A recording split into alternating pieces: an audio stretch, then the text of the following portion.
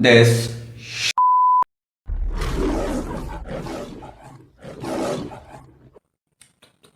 So welcome back to the channel, and നിങ്ങൾ in case first time ആയി channel ആണെങ്കിൽ please subscribe and നമുക്ക് മാച്ചിനെ കുറിച്ച് സംസാരിക്കാം. അങ്ങനെ ഈ സീസണിലെ ഏറ്റവും ഫസ്റ്റ് മാഞ്ചസ്റ്റർ ഡർബി കഴിഞ്ഞു. Man City 3 Man United 0. Match കാണാത്ത ഒരാൾ ഈ സ്കോർ ലൈൻ നോക്കുമ്പോൾ സിറ്റി ഫുൾ ഡോമിനേഷൻ ആണെന്ന് വിചാരിക്കും. ആൻഡ് അങ്ങനെ ശരിക്കും സിറ്റി ഡോമിനേറ്റ് ചെയ്താണ് യുണൈറ്റഡിനെ ബീറ്റ് ചെയ്തെങ്കിൽ എനിക്ക് ഒരു കുഴപ്പം ഉണ്ടാവില്ലായിരുന്നു.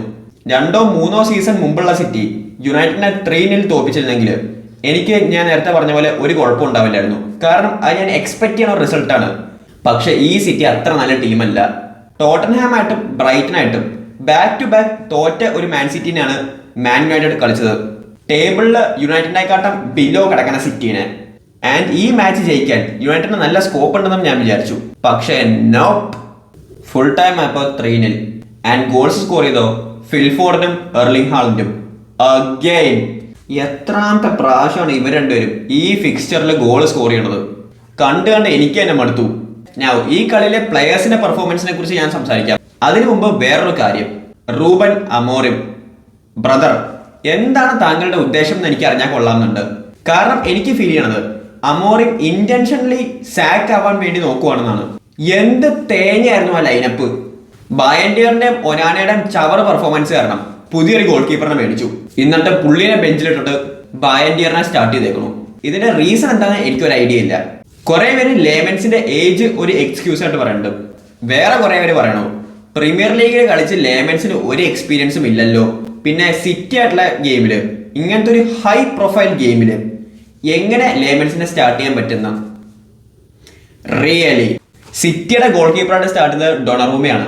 യുണൈറ്റഡ് ലേമൻസിനെ ഡെഡ് ലൈൻ ഡേയിൽ സൈൻ ചെയ്ത പോലെയാണ് സിറ്റി ഡൊണറൂമിനെ സൈൻ ചെയ്തത്. ഇന്നത്തെ സിറ്റിനെ ഡൊണറൂമിനെ സ്റ്റാർട്ട് ചെയ്യാൻ പറ്റുമെങ്കിൽ യുണൈറ്റഡിനെ ലേമൻസിനെയും സ്റ്റാർട്ട് ചെയ്യാൻ പറ്റും. ഔട്ട്ഫീൽഡ് കളിക്കുന്ന ഒരു പ്ലെയറിന് മാനേജറിന്റെ ഫിലോസഫി പഠിക്കാനും ടീംമേറ്റ്സ് ആയിട്ട് കെമിസ്ട്രി ഡെവലപ്പ് ചെയ്യാനും സമയമെടുക്കും എന്ന് പറഞ്ഞാൽ എനിക്ക് മനസ്സിലാവും. പക്ഷെ ഒരു ഗോൾ കീപ്പറിന് അതിന്റെ ആവശ്യം എന്താണെന്ന് എനിക്ക് എത്ര ആലോചിച്ചിട്ടും മനസ്സിലാവുന്നില്ല. വൈ? ആൻഡ് മിഡ്ഫീൽഡിൽ ഉഗാട്ടേനെയും ബ്രൂണോ ഫെർണാണ്ടസിനെയും സ്റ്റാർട്ട് ചെയ്യുന്ന ഡിസിഷൻ അത് നല്ല സ്പെക്ടാക്കുലർ ആയിട്ട് മൂഞ്ചി. കാരണം ഈ കളിയിൽ യുണൈറ്റഡിന്റെ മിഡ്ഫീൽഡ് കൺട്രോൾ എന്ന് പറഞ്ഞ സംഭവമേ ഉണ്ടായിരുന്നില്ല. മത്തായസ് കൂനിയും മേസൺ മൗണ്ടും ഇൻജോർഡ് ആയതുകൊണ്ട് യുണൈറ്റഡ് ടാക്ടിക്കലി എങ്ങനെ അഡ്ജസ്റ്റ് ചെയ്യുമെന്ന് ഞാൻ തിങ്ക് ചെയ്തിരുന്നു. ആൻഡ് ഞാൻ വിചാരിച്ചത് അമോറിം ബ്രൂണോ ഫെർണാണ്ടസിനെ ഇവരുടെ പൊസിഷനിൽ കളിപ്പിച്ച് മിഡ്ഫീൽഡിൽ കസിമീറോനെയും കോബി മൈനുവിനെയും സ്റ്റാർട്ട് ചെയ്യുന്നതാണ്. പക്ഷേ nope. Amorim is different. Amorim right wing back ആയിട്ട് കളിച്ചുകൊണ്ടിരുന്നത് അമാ ഡിയാലോനെ പിടിച്ച് കൂനിയുടെ പൊസിഷനിലിട്ടു. ആൻഡ് സീസണിൽ 3 കളിയും സ്റ്റാർട്ട് ചെയ്ത കസിമീറോനെ പിടിച്ച് ബെഞ്ചിലിട്ട് ഈ മാച്ചിൽ ബ്രൂണോ ഫെർണാണ്ടസിനെയും ഉഗാട്ടേനെയും സ്റ്റാർട്ട് ചെയ്തു. വേണമെങ്കിൽ ഈ കളി പ്ലെയേഴ്സിന്റെ മിസ്റ്റേക്കും കൂടെ തോറ്റിയെന്ന് പറയാം. പക്ഷേ ടു ബി ഫെയർ ബ്രൂണോയും ഉഗാട്ടയും മിഡ്ഫീൽഡിൽ സ്റ്റാർട്ട് ചെയ്യുന്നത് കൊണ്ട് യുണൈറ്റഡ് കളി തുടങ്ങുന്നതിന് മുമ്പേ ഒരു ഡിസഡ്വാൻറ്റേജിൽ തന്നെയായിരുന്നു. ഇനി ആക്ച്വൽ ഗെയിം. സത്യം പറഞ്ഞാൽ യുണൈറ്റഡ് അത്യാവശ്യം നല്ല രീതിക്കാണ് സ്റ്റാർട്ട് ചെയ്തത്. 2-3 ഹാഫ് സ്റ്റാൻഡ്സ് അവിടെ ഇവിടെയൊക്കെ ഉണ്ടായിരുന്നു. ആൻഡ് അറ്റാക്കില് യുണൈറ്റഡിന്റെ ഏറ്റവും ബെസ്റ്റ് പ്ലെയർ സെസ്കോ ആയിരുന്നു. ഞാൻ സെസ്കോനെ യുണൈറ്റഡ് സൈൻ ചെയ്തപ്പോൾ ഞാൻ ചെറുതായിട്ട് ഡൗട്ട്ഫുൾ ആയിരുന്നു. പ്രീമിയർ ലീഗിലെ സെസ്കോ എങ്ങനെ അഡ്ജസ്റ്റ് ചെയ്യുന്നു, ഈ ടീമിൽ സെസ്കോനെ കളിക്കാൻ പറ്റുമോ എന്നൊക്കെ. പക്ഷെ ഈ മാച്ച് കണ്ടതോടെ ഞാൻ ഫുള്ളി കൺവിൻസ്ഡ് ആയി. ചിലപ്പോൾ ഞാൻ സെസ്കോന്റെ പെർഫോമൻസ് എക്സാജറേറ്റ് ചെയ്യണതായിരിക്കും. പക്ഷെ കുറെ നാള് റാസ്മസ് ഹോയിലൻഡിന്റെ കളി കണ്ടിട്ട് ഈ കളിയിൽ സെസ്കോന്റെ പെർഫോമൻസ് കണ്ടുകൊണ്ടിരിക്കുമ്പോൾ ഞാൻ ശരിക്കും ഇംപ്രസ്ഡ് ആയി. കാരണം സെസ്കോന് ലോങ് ബോൾസ് ജയിക്കാൻ പറ്റുന്നുണ്ടായിരുന്നു, പാസ് മര്യാദയ്ക്ക് ചെയ്യാൻ പറ്റുന്നുണ്ടായിരുന്നു, ആൻഡ് പ്രോപ്പർ സെന്റർ ഫോർവേഡ് റൺസും ഉണ്ടാക്കണ്ടായിരുന്നു. ഞാൻ ഗോൾസിനെ കുറിച്ച് സംസാരിക്കുകയാണെങ്കിൽ സിറ്റിയുടെ ഫസ്റ്റ് 2 ഗോളിലും മിസ്റ്റേക്ക് ഉണ്ടാക്കിയത് Luke Shaw. Yes, I know you are surprised. അടുപ്പിച്ച് 2 കളി കളിക്കുമ്പോൾ ഇഞ്ചോർഡ് ആവുന്ന ആളാ ഇപ്പൊ കൺസിക്യൂട്ടീവ് ആയിട്ട് 5-6 കളി സ്റ്റാർട്ട് ചെയ്തേക്കുള്ളൂ. ഞാൻ കണ്ടോണ്ടിരിക്കുന്ന ആരെങ്കിലും ഞാൻ ലൂക്ക് ഷോനെ കുറെ തെറി പറയുന്നു വിചാരിച്ചെങ്കിൽ നിങ്ങൾക്ക് തെറ്റി. ഞാൻ ലൂക്ക് ഷോനെ ഒന്നും പറയാൻ നിൽക്കണില്ല. കാരണം ഇത് ലൂക്ക് ഷോന്റെ പ്രോബ്ലം അല്ല. എന്റെ ദേഷ്യം മുഴുവൻ യുണൈറ്റഡിന്റെ ബോർഡിന്റെ അഗേൻസ്റ്റ് ആണ്. കാരണം ലൂക്ക് ഷോ ഒന്നും ഈ ഗെയിമിൽ യുണൈറ്റഡിന്റെ ടീമിൽ പോലും ഉണ്ടാവാൻ പാടില്ലാത്ത പ്ലെയേഴ്സാ. ഒരു 5-6 വർഷം മുമ്പേ സെല്ല് ചെയ്യേണ്ട പ്ലെയേഴ്സ്. പ്രീമിയർ ലീഗ് ഹിസ്റ്ററിയിൽ മാഞ്ചസ്റ്റർ യുണൈറ്റഡിന്റെ ഏറ്റവും ഗ്രേറ്റസ്റ്റ് ലെഫ്റ്റ് ബാക്ക് ആരാന്ന് ചോദിച്ചാൽ ആൾക്കാർ പറയുന്ന 2 ആൻസേഴ്സ് ആണ് പട്രീസ് എവറയും ഡെന്നിസ് എർവിനും. ആൻഡ് ഇവരെ 2 പേരെയും കണ്ടാൽ കൂടുതൽ സീസൺസ് യുണൈറ്റഡിന് വേണ്ടി ലൂക്ക് ഷോ കളിച്ചിട്ടുണ്ട്. ജോസെ മൊറീനിയോനെ പണ്ടേ അറിയാമായിരുന്നു ലൂക്ക് ഷോനെ വെച്ചൊന്നും ഒരു ടീമും എവിടെ എത്താൻ പോകുന്നത്. അതുകൊണ്ട് പുള്ളി യുണൈറ്റഡിന്റെ ബോർഡിനോട് ലൂക്ക് ഷോനെ സെല്ല് ചെയ്തിട്ട് ഒരു പുതിയ ലെഫ്റ്റ് ബാക്കിനെ മേടിക്കാൻ പറഞ്ഞു. ആൻഡ് യുണൈറ്റഡിന്റെ ബോർഡ് ആ റിക്വസ്റ്റ് അന്നും ആക്സെപ്റ്റ് ചെയ്തില്ല, ഇന്നും ആക്സെപ്റ്റ് ചെയ്തിട്ടില്ല. ഹാഫ് ടൈമിന് 1-0 ആൻഡ് സെക്കൻഡ് ഹാഫ് തുടങ്ങി 10 മിനിറ്റ് ആവുന്നതിന് മുമ്പ് തന്നെ ഹാളൻഡ് സിറ്റിക്ക് വേണ്ടി സെക്കൻഡ് ഗോൾ സ്കോർ ചെയ്യും. ആൻഡ് ആരാണ് ഹാളൻഡിന്റെ അടുത്ത് നിന്ന് ഹാളൻഡിനെ മാർക്ക് ചെയ്യാൻ നോക്കിയത്? എനിവേസ് 10 മിനിറ്റ് കഴിഞ്ഞപ്പോൾ സിറ്റി കൗണ്ടർ അടിച്ചു ആൻഡ് ഹാളൻഡ് പിന്നെയും സ്കോർ ചെയ്തു. ആൻഡ് ഈ ഗോള് കാണുമ്പോൾ തന്നെ കരച്ചിൽ വരും. ഈ ഇമേജ് കണ്ടില്ലേ? ഇത് എന്ത് ടാറ്റിക്സ് ആണെന്ന് എനിക്ക് ഒരു ഐഡിയ ഇല്ല.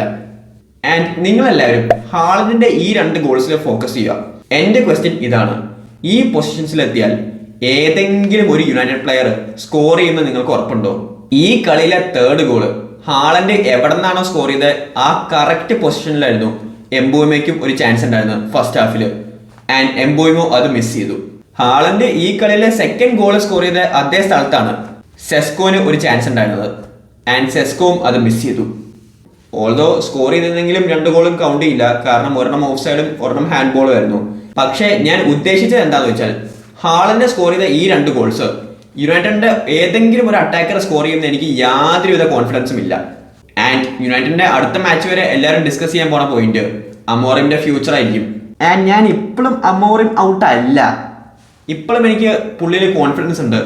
പക്ഷെ എന്തെങ്കിലുമൊക്കെ ഒരു അഡ്ജസ്റ്റ്മെന്റ് ചെയ്യേണ്ടി വരും. ഈ 3-4-2-1 എന്ന് പറഞ്ഞ സിസ്റ്റം മര്യാദയ്ക്ക് വർക്ക് ചെയ്യാനുള്ള, അല്ലെങ്കിൽ ആ സിസ്റ്റം പ്രോപ്പറായിട്ട് കളിക്കാനുള്ള പ്ലേയേഴ്സ് യുണൈറ്റഡിന് ഇല്ല അറ്റ് പ്രസന്റ്. എന്തെങ്കിലും ഒരു അഡ്ജസ്റ്റ്മെന്റ് ചെയ്തൂടെ? അല്ലാണ്ട് ഞാൻ ഇതേ കളിക്കുള്ളൂ, എനിക്ക് ഇതേ അറിയുള്ളൂ എന്ന് പറഞ്ഞ് ഇത്ര അഡമന്റ് ആയിട്ടിരിക്കുന്ന എന്റെ കാര്യം എന്താ?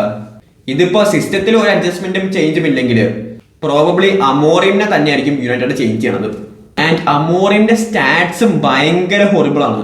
മാനേജ് ചെയ്ത 31 പ്രീമിയർ ലീഗ് ഗെയിംസിൽ അമോറിൻ 10 ഗെയിംസ് പോലും ജയിച്ചിട്ടില്ല. അമോറിൻ നേരത്തെ പറഞ്ഞു ഈ ടീമിന് അത്ര ക്വാളിറ്റി ഇല്ലെന്ന്. പക്ഷെ ഒരു 10 ഗെയിം പോലും ജയിക്കാനുള്ള ക്വാളിറ്റി ഈ ടീമിന് ഇല്ലെന്നാണോ അമോറിൻ പറയണത്? എനിക്കത് വിശ്വസിക്കാൻ പറ്റില്ല. കാരണം ഈ ടീമിൽ ക്വാളിറ്റി പ്ലെയേഴ്സ് ഉണ്ട്, പക്ഷെ അവരുടെ സ്ട്രെങ്ത്തും പ്ലേയിങ് സ്റ്റൈലൊക്കെ പ്രോപ്പറായിട്ട് യൂസ് ചെയ്യാൻ പറ്റണില്ല. അത് സിസ്റ്റത്തിന്റെ മാനേജറിന്റെ പ്രോബ്ലം തന്നെയാണ്. ഈ 3-4-2-1 സിസ്റ്റം വെച്ച് പുള്ളി പോർച്ചുഗലിൽ ടൈറ്റിൽ അടിച്ചു ആൻഡ് ഇത് വർക്ക് ചെയ്യും. ആന്റോണിയോ കോണ്ടെയും ഈ സെയിം സിസ്റ്റം വെച്ചാണ് ചെൽസിയിൽ ടൈറ്റിൽ അടിച്ചത്. തോമസ് ടുക്കൽ ചാമ്പ്യൻസ് ലീഗ് ജയിച്ചതും ഈ സിസ്റ്റം വെച്ച് തന്നെയാണ്. പക്ഷെ കോണ്ടെയും ടുക്കലും സിസ്റ്റം മര്യാദയ്ക്ക് വർക്ക് ചെയ്യാനില്ലെങ്കിൽ ചേഞ്ച് ചെയ്യാനും റെഡി ആയിരുന്നു. വേണമെങ്കിൽ നമുക്ക് പറയാം അമോറിന്റെ പ്രോബ്ലം അല്ല, ഇത് പ്ലേയേഴ്സിന്റെ പ്രോബ്ലം ആണെന്ന്. പക്ഷെ ഇത് തന്നെയാണ് എല്ലാവരും എറിക് ടെൻ ഹാഗിന്റെ സമയത്ത് പറഞ്ഞുകൊണ്ടിരുന്നത്. ഈ സെയിം കാര്യം തന്നെയാണ് എല്ലാവരും ഓലെ ഗണ്ണർ സോൾഷ്യാറിന്റെ സമയത്ത് പറഞ്ഞുകൊണ്ടിരുന്നത്. ആൻഡ് ഇത് തന്നെയാണ് എല്ലാവരും മൊറീനിയോ ഉണ്ടായിരുന്നപ്പോഴും പറഞ്ഞത്.